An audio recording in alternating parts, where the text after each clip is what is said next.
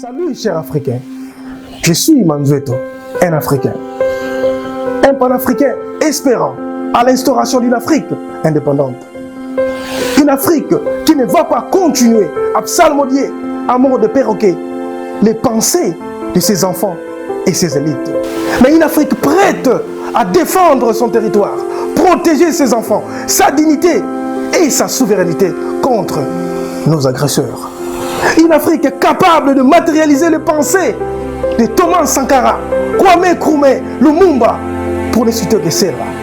Comme l'avait dit une fois Thomas Sankara, nous ne pouvons laisser à nos seuls ennemis d'hier et d'aujourd'hui le monopole de notre pensée, notre créativité et notre imagination.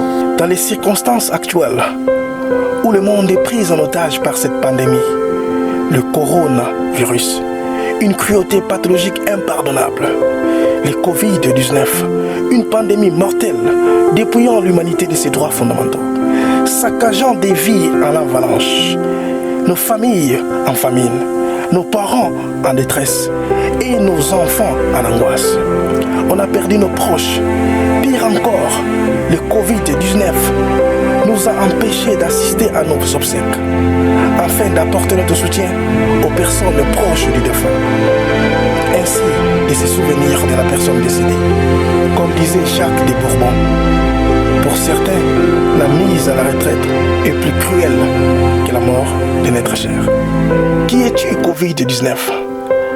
Cet ennemi invisible, impitoyable, a mis à genoux les grandes puissances, les pays tels que la Chine, la France, l'Italie et les États-Unis d'Amérique, les pays possédant le meilleur système sanitaire. Malheureusement, cette sophistication sanitaire a été graduellement fragilisée dans cette lutte de longue haleine, pendant que le comptage quotidien des victimes du Covid-19 devient difficile. Chers chefs d'État africains, nous avons salué avec considération vos beaux discours décrétant l'état d'urgence pour lutter et éviter la propagation du Covid-19. Tant même que ces mesures de déconfinement défavorisent plusieurs d'entre nous, vivant dans des précarités sociologiques de Malampi, une condition de vie qui se nourrit au taux du jour. Malgré cela, nous avions accepté en disant mieux vaut de mourir de faim à la maison que de mourir du Covid-19 à l'extérieur. Chers chefs d'État africains, je pense que vous ignorez une chose, que la famine en Afrique représente un virus très dangereux, plus que le Covid-19. Malheureusement, aucune mesure d'urgence n'a été faite pour nous sortir de cette quarantaine. De la faim, bien sûr. À quand le déconfinement de la famine en Afrique? Chers chefs d'État africains, à titre de rappel, 237 millions d'Africains vivent dans la famine. Et cela représente 30% des populations à l'échelle de la planète. Le Covid-19 est-il vraiment notre ennemi commun? Je me pose tant de questions de savoir pourquoi est-ce que l'OMS et la fondation Bill Gates veulent s'approprier de cet ennemi? Si réellement le Covid-19 représente un danger commun, pourquoi est-ce qu'il y a cet aspect philanthrope, toxique envers les Africains, en voulant à tout prix faire l'essai de leur vaccin en Afrique? Pourquoi cette compassion impulsive? Pourquoi est-ce qu'ils investissent à fond pour convaincre nos dirigeants africains à s'adhérer à ces complots sur l'essai du vaccin? Ces vaccins éthanasiques, ces vaccins donnant une forme saine mais cachant un fond assassin. Alors que les statistiques, leurs statistiques, c'est l'Europe et l'Amérique sont plus victimes ou touchées de ces virus. Si sûrement le Covid-19 est notre ennemi commun, ne dit-on pas que la charité bien ordonnée commence par soi-même? Je sais que je n'étais pas seul, angoissant dans une incertitude cumulée. Je vis l'Afrique, mon continent s'unir et crier avec une voix forte pour dire non au vaccin. Je vis l'Afrique se mobiliser dans toutes ses formes, dénonçant que nous ne sommes pas des cobayes. Un message qui a tout changé, une démonstration panafricaine qui nous a encore poussés à espérer à une solution invisible. Je crois que seul l'invisible qui peut combattre l'invisible. Qu'ensemble, on peut réécrire une nouvelle histoire de notre beau continent, comme ce fameux proverbe bantou qui dit: lorsqu'il n'y a pas d'ennemis à l'intérieur, les ennemis de l'extérieur ne peuvent pas t'atteindre.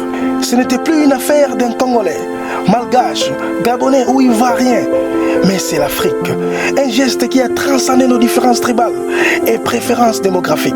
Bien après, je vis une Afrique indépendante, mais une indépendance crévassée, entourée de doutes pour combattre ce virus.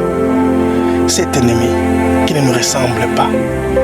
Notre espoir a commencé à se dissiper dans un ciel africain dépourvu de ses héros et égaux, craignant d'être encore victime de ce que Muammar Kadhafi a déclaré un jour. Je cite: ils vont créer le virus, faire semblant de trouver la solution et vous vendre des antidotes. L'Afrique est restée dans une attente sans reconnaître son lendemain, restant dans un calme champêtre sans espoir. Un coup de tonnerre dans un ciel africain serein. Un fils digne, un panafricain, le président Andry Rajoelina monte au créneau avec un courage révolutionnaire, tout en sachant les enjeux qui se cachent derrière l'OMS, cette organisation qui croit être actionnaire de nos vies en Afrique. Mais cela n'a représenté aucune barrière pour empêcher le président Andry Rajoelina d'inscrire une nouvelle ère dans un continent africain. Son remède contre le coronavirus, je m'excuse chers Africains, notre remède, le Covid organique. Le président Andry Rajoelina a déclaré: on peut changer l'histoire du monde entier. Cela me rappelle encore de Patrice Emery Lumumba. L'histoire dira un jour son mot, mais ce ne sera pas l'histoire qu'on enseignera à Bruxelles, affranchie du colonialisme et de ses fantoches. L'Afrique écrira sa propre histoire. Elle sera au nord et au sud du Sahara, une histoire de gloire et de dignité. À tous nos frères et sœurs africains qui sont morts durant cette pandémie, je vous dirais que vous n'êtes pas morts gratuits. Vous êtes les témoins de l'Afrique immortelle. Vous êtes les témoins d'une Afrique nouvelle qui sera demain. J'en appelle à tous les chefs d'État africains de soutenir, d'embrasser notre découverte, notre remède, le Covid organique. Cela ne représente pas seulement la défaite du Covid-19, mais aussi la grandeur, la victoire et la dignité d'un continent restauré. L'Afrique, aujourd'hui, peut se dire encore capable de gérer et traiter ses problèmes. C'est un exploit qui s'inscrit dans l'histoire du monde. Merci, chers Africains. Je suis Andry Rajoelina. Je suis Jérôme Mouniang. Je suis africain. Amandla!